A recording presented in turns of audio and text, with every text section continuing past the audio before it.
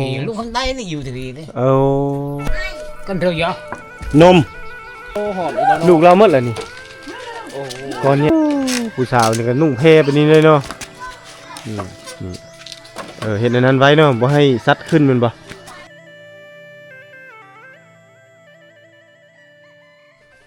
หลังจากกินข้าวกินน้ำแล้วท่านผู้ชมกินข้าวก็ยังบ่ได้ท่ายพี่น้องเนาะแต่นี่เฮาพักอยู่เฮือนบ่เฒ่านี่แหละเป็นพ่อของนายบ้านและลูกชายเพิ่นเลยยังบ่ทันมาแต่งงานดอกเนาะเจ้าเลยเป็นพ่อของเพิ่นนั่นเนาะนี่ lúc cóc anh อันนั้นลูกกกเนาะแต่เพิ่นเลยอยู่น้ำเจ้าเนาะanh đi càng เฮือนหลังนี้เนาะ anh đi hơn hơn เฮือนนั่นกระเบื้องนี้ลูกกลางเนาะ ai non thiên คืออยู่ในหมู่บ้านนี่สมมุติเขาเจ้าเฮ็ดให้เฮ็ดสวนนี่เข้านี่เขาเจ้าเอามาเฮือนบ่ mà hơn เอามาแบบใดวิธี on ơi ออกมาโอ้บักไกลๆนั่นเด้ cái con on Ừ. bay cái hết mình bây giờ hết thằng lọt nè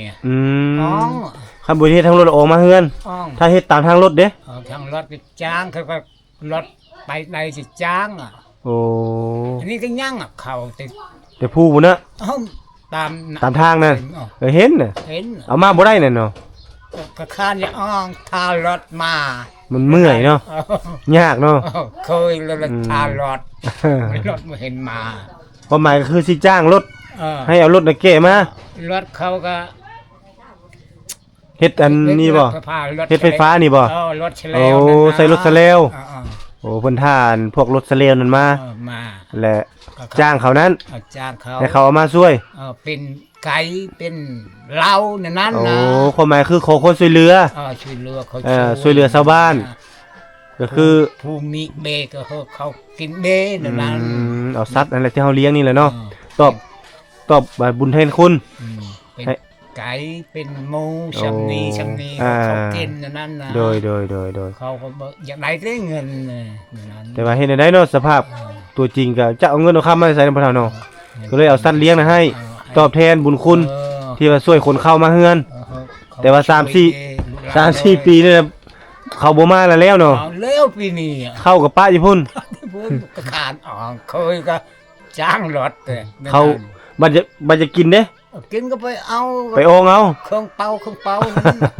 ออกมาสีเนาะออกมาตำ ตำผู้ก็ตำ ผู้มีองค์สี ชี้ ผู้ตำ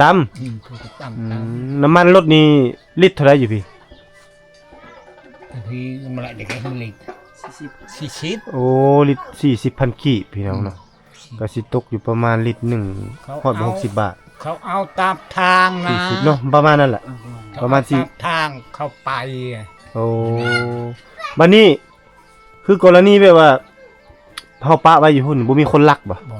นี่บ่ทางนี้บ่ได้เขานี่ได้เขาบ่รักเลย บ่ลักของกันเนาะ บ่ ลักก็จักสิเนาะเป้นักเนาะจักสิเอาไป กลัวมากเจ้าของเขา อ๋อ บ่ได้ เขาจะรักก็เป่าหนึ่งใช้รถจักรนั่นได้มาเขาบ่ทางนี้บ่ได้ ความหมายคือซื่อสัตย์จริงใจต่อกันบ่ลักของกันเนาะคันอยากได้ละขอ ขอ ไปรับจ้างเอา ซื้อ เป็นนั่นเนาะ นั้นเป่าชีแสน ทางนี้เป่าชีแสน มีอะไรเข้ากิน กระถึกแล้ว ได้ยินข่าวว่าบ้านจะโนนนี่แต่ก่อนนี่เป็นบ่อนลี้ภัยของนักกันเขาเอิ้นว่าก็สิว่าเนี่ยบ่อนลี้ภัยของท่านผู้นำแต่ก่อนบ่ บ้านนี้ แม่นบ่ท่านผู้นำเคยมาอยู่บ่นี่ แต่ก่อนจะลูกคำใต้อ่ะ แน่ อยู่ยังมีกกมันมีจำหนักมัน โอ้ ทีลูกคำใต้นี่อยู่ทีนี่ เอาเพิ่นมาอยู่ดนบ่พอเฒ่าคำไตมาอยู่พี่ 2-3-4 ปี 3-4 ปีมาลีอยู่พี่ อยู่นั่นแล้วเขาเอาเป็นมักแตกตะเวียดแตกมักต้อมนะโดยเอามาตะเวียดลงมานี้ ลงมานี้คอมันแล้วอยู่กกมียังอ่ะบ่ ก็มึงมีอยู่ไสอยู่ลุ่มพุ่นบ่ ลูกไก่ ไกลบ่โอ้แสดงว่าบ้านแต่เก่าบ่แม่นอยู่นี่อยู่พุ่น อยู่พ้น โอ้ไปตามสายห้วยนี่บ่โอ้พี่น้องไปตามสายเซนี่เด้อลงไปลุ่มๆพุ่นก็คือบ่อนสำนักหรือว่าบ่อนนั้นประธานนั้นคำไต่ศรีพันดรเนาะพระเฒ่าคำไต่ศรีพันดรเพิ่นเคยมาต่อสู้กู้ชาติเคยมาลี้ภัยอยู่นี่ ไปเข เขาเฮ็ดมันเฮ็ดเวียกแท้ โอ้แต่สมัยสงคราม กลายงานอีก โอ้กายสงครามอีกเคยลงมาอยู่นี่ มันอยู่นี่ โอ้บัตรอันนั้นเด้บัตรพอเท่าหนูฮักเด้บ่ได้ลงมาบ่ เขาเลยเอามันเลยทางลงมา โอ้ ทางนั้นเลย พอเท่าหนูฮักประจำทางลงมาเนาะ ทางลงมา โอ้พอเท่าคำไตเลยอยู่ทางพี่ ทางพี่ โอ้ นั่นเลย แบ่งกันเนาะ เด็ก แบ่งกันอยู่ สมัยแต่ก่อนนี่ย่างบ่ ย่างโอ้ทางรถไปใช้ บ่มีเลยเนาะไปตามป่าตามดงคำไสโน่นนั่น ทางรถนี่เวียดเฮ็ดสงครามนี่เองทางลงมานั่นเอง อันบ่เป็นหินที่เขาเจ้าปูได้ กำลังเฮือบินยิงแล้วกำลังมันเฮ็ดอ่ะ กำลังเฮ็ดทางเนาะ เฮ็ดทางอะ โอ้เวียดเฮ็ดทาง เฮ็ดทาง เฮือบินยิง ตายเลยเนาะเฮือบินยิงตาย อืม หลังคลาดตาย โดย เขาหมอเวียดมัน แม่นน่ะ ต่างบ่คือเฮา ตายแล้วมันมาตายแล้วมาเนาะ ตยก็คือเฮ็ดตายก็คือเฮ็ด เฮ็ดทางไปแล้วยนต์ยิงไปพร้อม แล้วก็ยิง คนตายแล้วก็คนเมื่อ ยิงก็ยิงอะตายอะ ตายแล้วก็มาอีกเนาะ ตายมาคือมา คือมดนี่แหละเนาะมาคือมดนี่คือปวกนี่แหละเนาะ คืนนั้นทหารทุนทหารหลวง มัน ไตเวียด สู้เนาะเขาสิว่านั่น ครู เนาะ ก็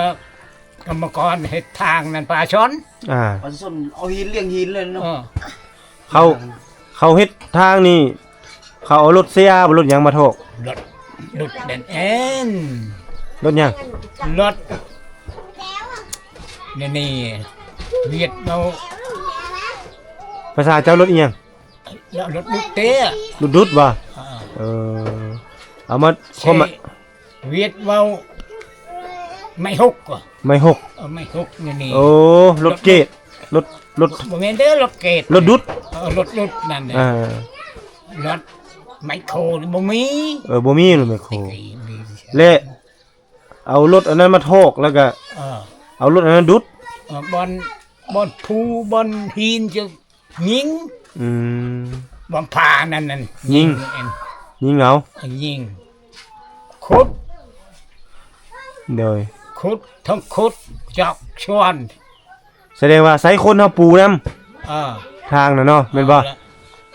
ได้ขุดได้เลยรถนั่นน่ะกุดอะ โอ้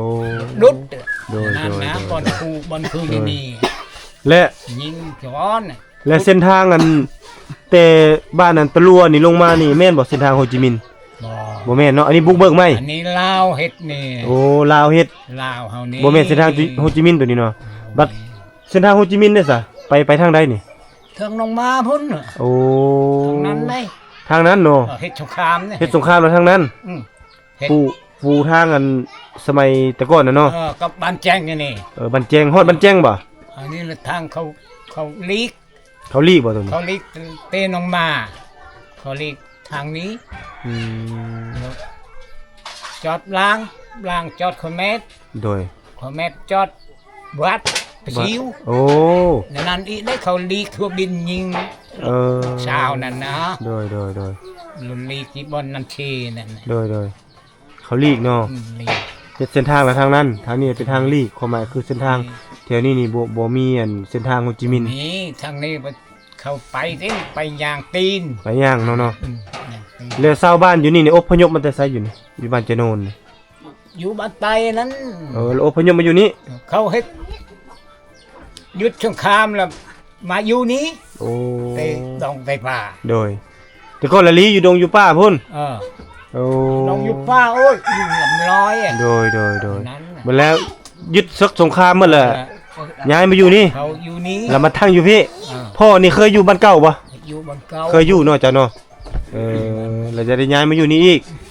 แล้วนี่เขาทะลุทางนี้ก็เขาคืนอยู่นี่อยู่คือทางรถบ้านเขาเฮ็ดเวียกนาน โดยเข้าใจแล้วสินะเข้าใจแล้ว อันนี้ก็ได้ฟังประวัติของ ออกเรื่องของถ่าย เขาเรียกว่าประวัติศาสตร์ในสมัยแต่ก่อนนะพอเฒ่าเพิ่นก็ได้บอกกล่าวเรื่องราวถือว่าเป็นความรู้บทเรียนที่เฮาน่าจะเอาไปศึกษาเรียนรู้ให้ลูกหลานได้เรียนรู้ในต่อๆไปในรุ่นต่อๆไปพอได้บอกลูกบอกหลานว่าเขตนี้เคยเป็นสมรภูมิรบมาก่อนเนาะเคยเป็นยุทธศาสตร์สมรภูมิรบในสงครามเวียดนามในสมัยแต่ก่อนพี่น้องเพื่อที่กอบกู้ต่อสู้กู้ชาติมาถึงปัจจุบันนี่ก็ถือว่าใช้เวลาหลายเนาะ นี้ ทางนี้เลย ทางนี้กับทางลงมา โอ้ถือว่าดูเดือดแล้วน้องม้าเนาะน้องเมียนี่ดูเดือดเอ้าต้องขอบอกขอบใจพ่อเฒ่าเพิ่นหลายๆที่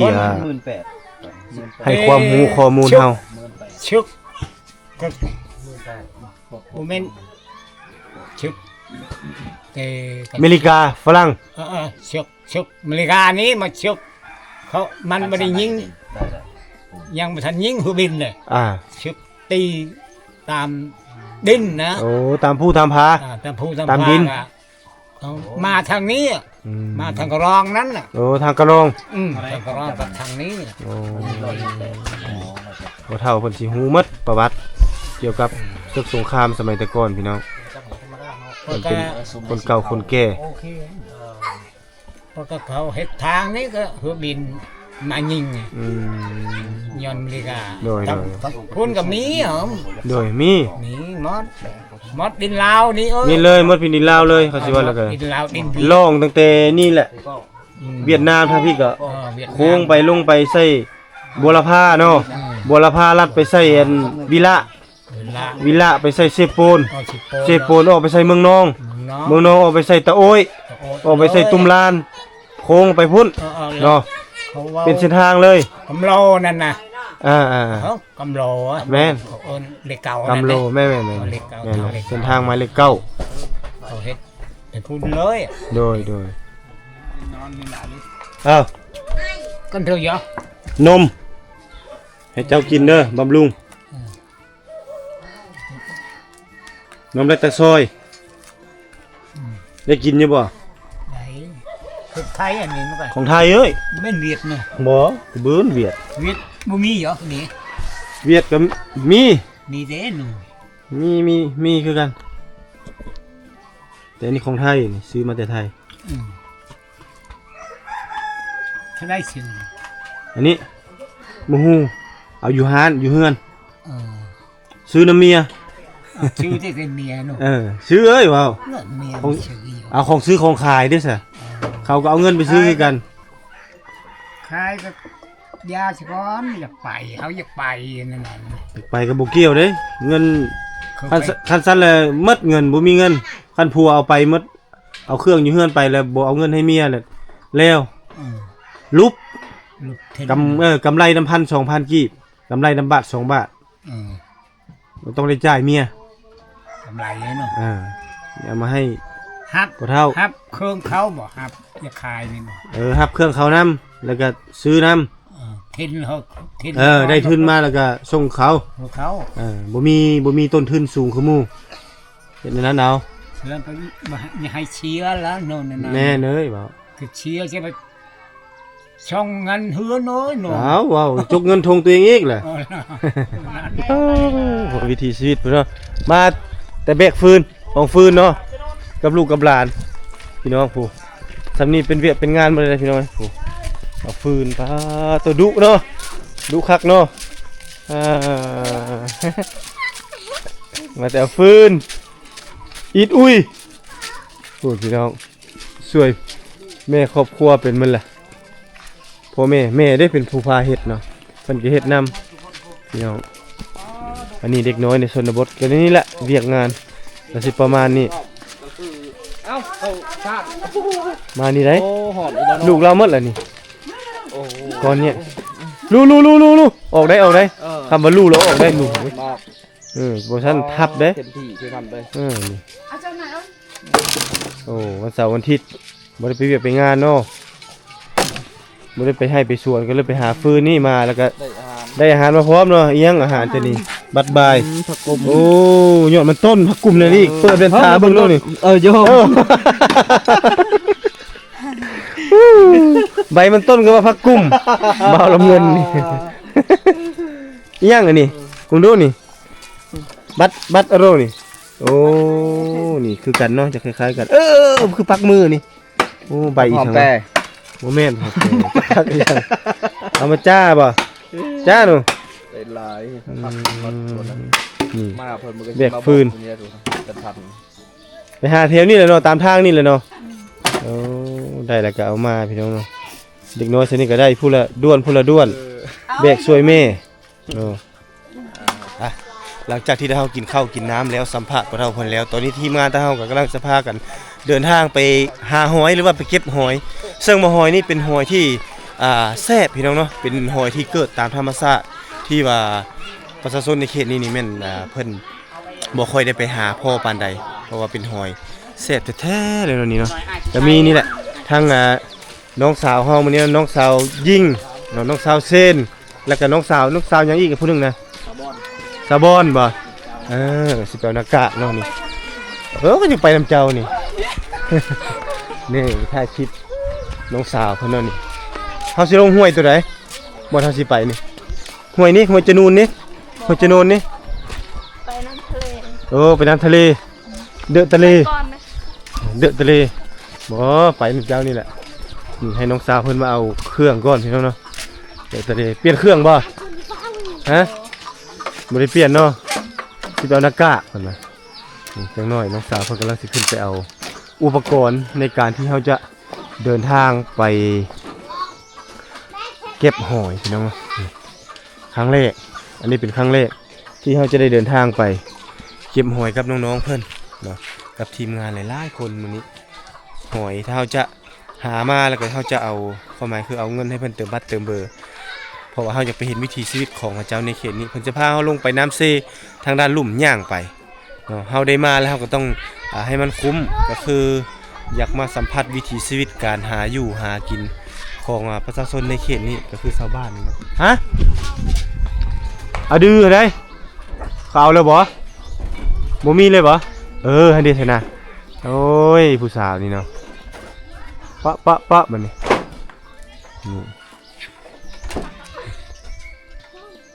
ไปลงมามันนี่ผู้สาวนี่ก็นุ่งเพไปนี่เลยเนาะเห็นอันนั้นไว้เนาะบ่ให้ซัดขึ้นมันบ่ไปพี่น้อง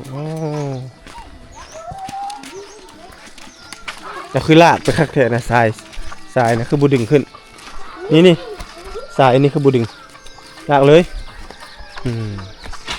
ไปพี่น้องปกตินี่อยู่บ้านจังซี่นี่ก็ไปหากินอยู่บ่ไปอยู่ไปหาหยัง หาปลา หาปลาเฮ็ดได้ไปหาปลาดำเอา เอ้า เจ้าดำยิงเลยบ่ยิงเอาเลยโอ้เก่งเนาะเจ้าเนาะโอ้ดำปลายิงเอาเลยสบายเนาะอายเอ้ยเห็นนะ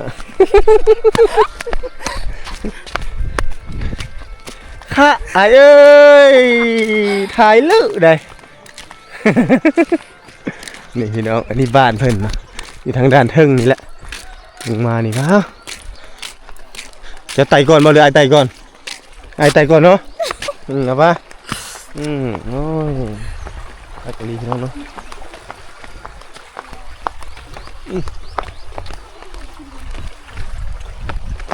ไปพูดทีมงานเราเดินทางไปก่อนเลยทางไปตามหลังม่วนเนาะคักเนาะเงียบดีบ้านเจ้าเนาะเงียบสงบคักอลีลงมาจุดนี้แนมเห็นหมู่บ้านพี่น้องนี่คือหมู่บ้านของน้องสาวเพิ่นงามเนาะบรรยากาศดีแห้งเลย